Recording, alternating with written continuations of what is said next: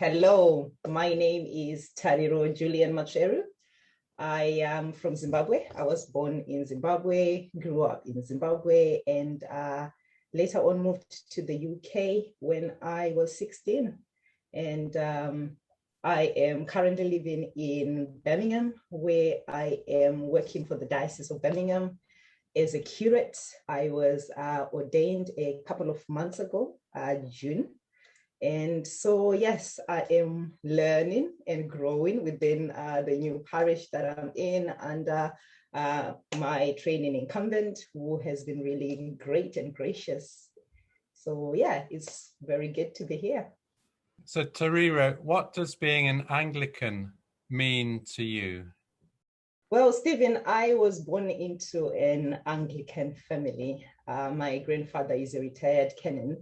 And so for me, the Anglican life has been just a way of living.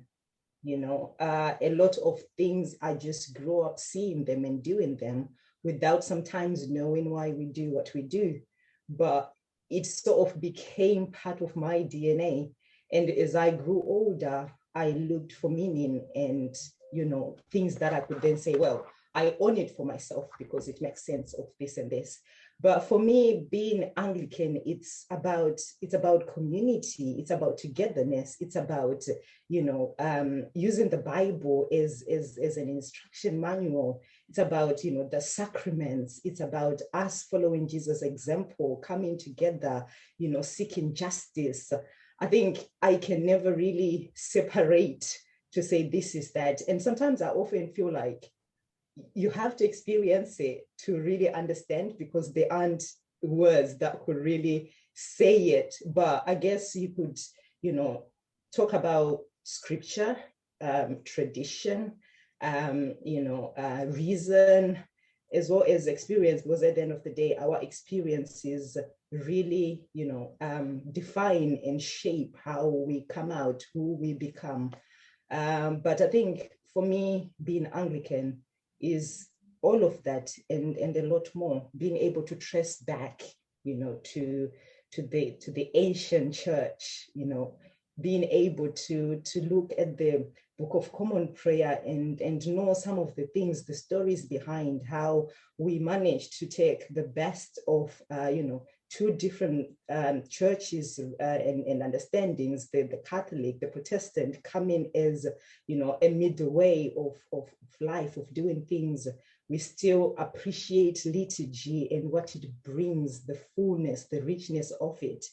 I think it's so much. It's knowing that I belong to a communion of people all over the world, and different dialects, different cultures, but together we bring so much diversity and culture and richness and fullness, but all under one banner as God's children, joined together by love. And it's a question that I could keep on answering.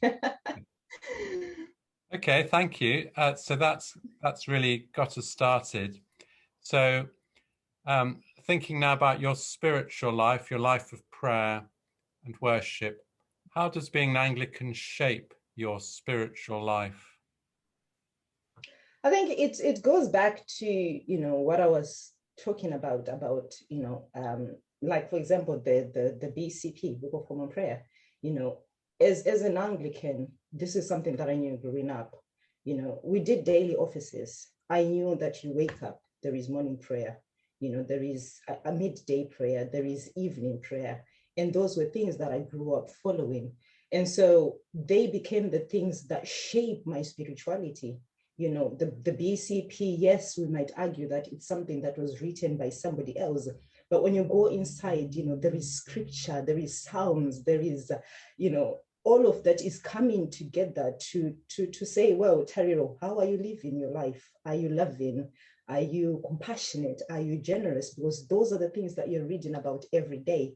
So I think, it has shaped my spiritual life a whole lot more. And I guess you can't really talk about your spiritual life without mentioning the rule of life, because in it, you also get the structure of, yes, there is the Bible, but the Bible without some guiding principles of, you go to bed, you do this, you go to church, you go for a Eucharistic service once a week. It wouldn't make sense.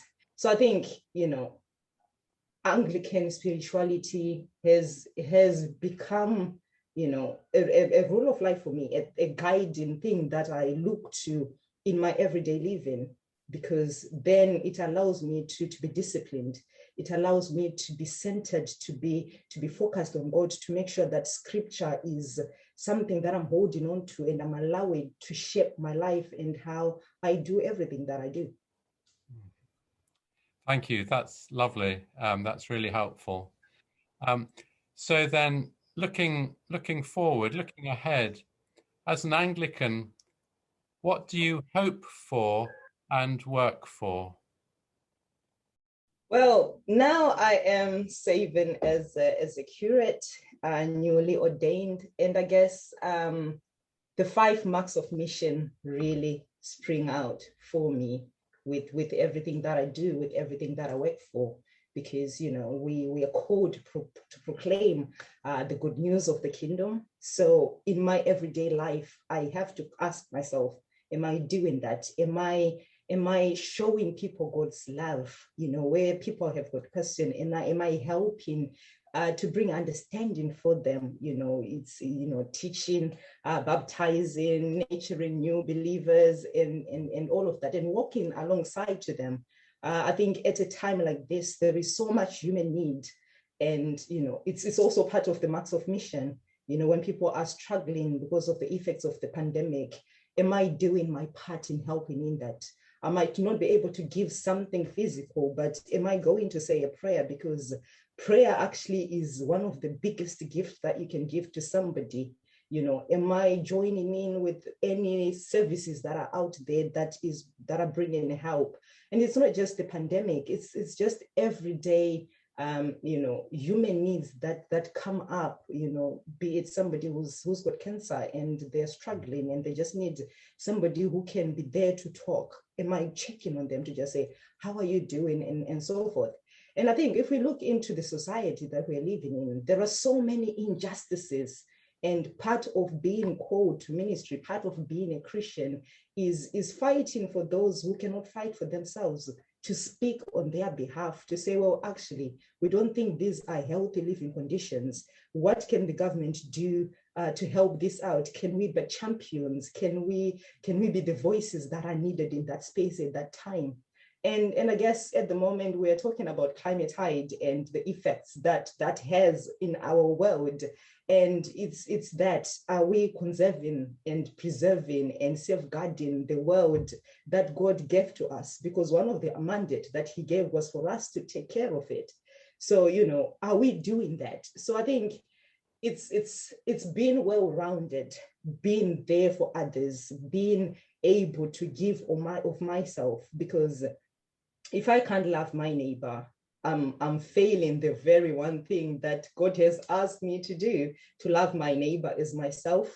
I can't have selfish ambitions. And so if my carbon footprint is causing somebody who is in another African country or another country somewhere much more distress, then it means I have to change that. And if I can help somebody who's next to me to say, actually, this is a problem, can we fix it? Then it's my responsibility to do that. I realize that I can't force people to do something, but at least I can let it out there and pray to God that I've done my best.